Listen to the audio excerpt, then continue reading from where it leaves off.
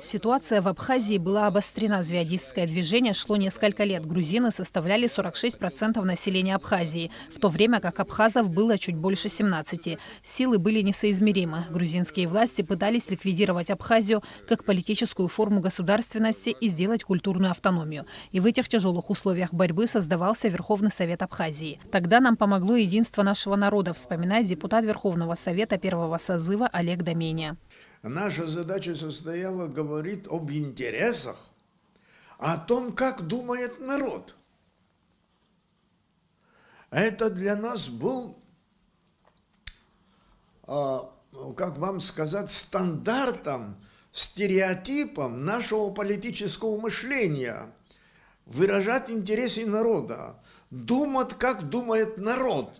Первые выборы в Верховный Совет прошли 22 сентября 1991 года. Его председателем был избран Владислав Арзенба, заместителем Тамаз Надаришвили. Депутаты сразу же разделились на две партии – грузинскую и абхазскую. Депутаты грузинской фракции полемизировали с абхазскими почти по всем вопросам. Все чаще они в знак протеста стали покидать заседания. И это дало возможность лоббировать наши интересы и принимать важные решения для нашей страны. В этих условиях нам удалось, абхазской стороне удалось договориться с Гамсахурдия, определить состав, количественный состав будущего Верховного Совета Абхазии.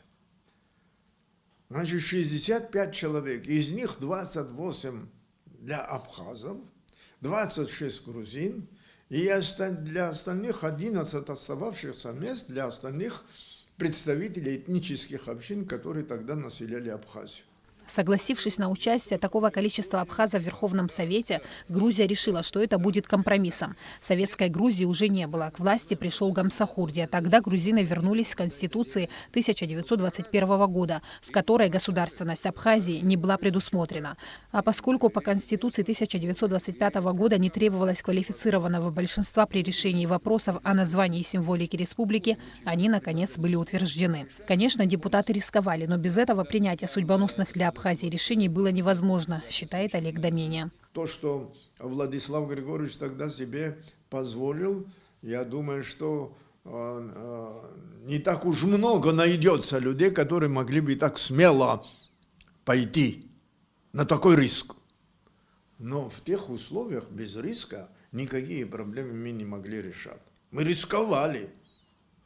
Я вам скажу даже так, что немало было людей, которые нас уговаривали, когда Грузия поставила перед нами вопрос о том, что если парламент самораспустится, то войска выведут из Абхазии.